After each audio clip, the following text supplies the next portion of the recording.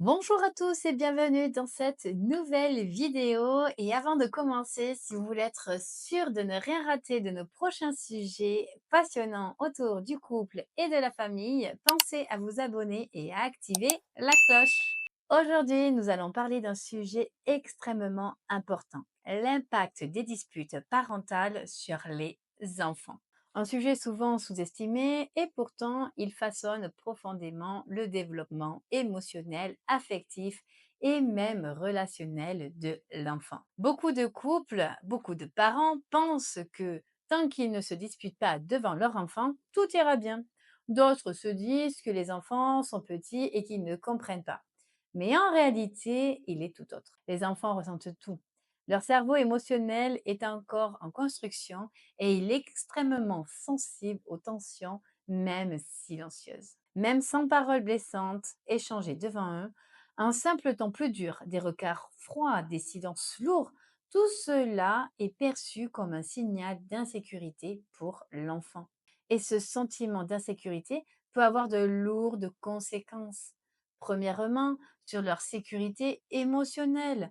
Un enfant a besoin de sentir que le monde autour de lui est stable et prévisible pour grandir sereinement. Quand il ressent des tensions entre ses parents, même de manière subtile, son cerveau passe en mode alerte. Il développe alors une hypervigilance, il écoute, il observe, il anticipe, il vit dans une forme d'inquiétude permanente sans même pouvoir la nommer. Deuxièmement, sur leur confiance en eux. Quand les disputes parentales sont fréquentes, l'enfant peut croire à tort qu'il est responsable des conflits. Il peut se dire, si je me comportais mieux, peut-être qu'il ne se disputerait pas. Ce mécanisme de culpabilisation est très destructeur et peut suivre l'enfant jusqu'à l'âge adulte, affectant sa confiance en lui, son estime personnelle et même ses relations futures. Et troisièmement, sur leur vision de l'amour et du couple.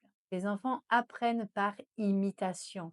Ils voient que le modèle amoureux est conflictuel. Ils peuvent intégrer l'idée que l'amour, c'est crier, c'est se disputer, se faire mal. Alors que plus tard, ils risquent de reproduire inconsciemment les mêmes schémas dans leur propre relation amoureuse, croyant que c'est normal ou inévitable. Il est donc essentiel de comprendre que même si nous avons tous nos moments d'agacement, ce qui compte, c'est comment nous gérons ces désaccords. Un couple n'est pas défini par l'absence de conflit, mais par la capacité à les résoudre de manière saine et respectueuse. Alors, comment faire? Premièrement, essayez de discuter en dehors de la présence des enfants autant que possible. S'il y a un désaccord devant eux, veillez à rester calme, respectueux et à montrer que même en cas de désaccord, l'amour reste présent. Deuxièmement, réparez devant eux. Si une dispute éclate devant l'enfant, prenez le temps ensuite de lui expliquer avec des mots simples. Papa et maman n'étaient pas d'accord, mais nous nous aimons toujours très fort. Parfois, les grandes personnes peuvent être en colère, mais ce n'est pas ta faute et cela ne change rien à notre amour pour toi. Troisièmement, cultiver un climat de sécurité affective. Un climat où l'enfant se sent écouté, soutenu, valorisé, même si tout n'est pas toujours parfait autour de lui. Cela l'aidera à développer une solidité intérieure qui le protégera face aux aléas de la vie.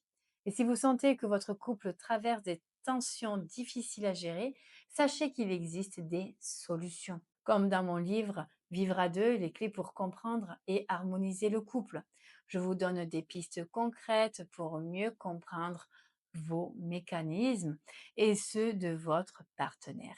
Vous pouvez retrouver le lien dans la description. J'ai également créé des formations en ligne accessibles à tous pour travailler en autonomie sur votre communication, votre compréhension mutuelle et vos automatismes émotionnels.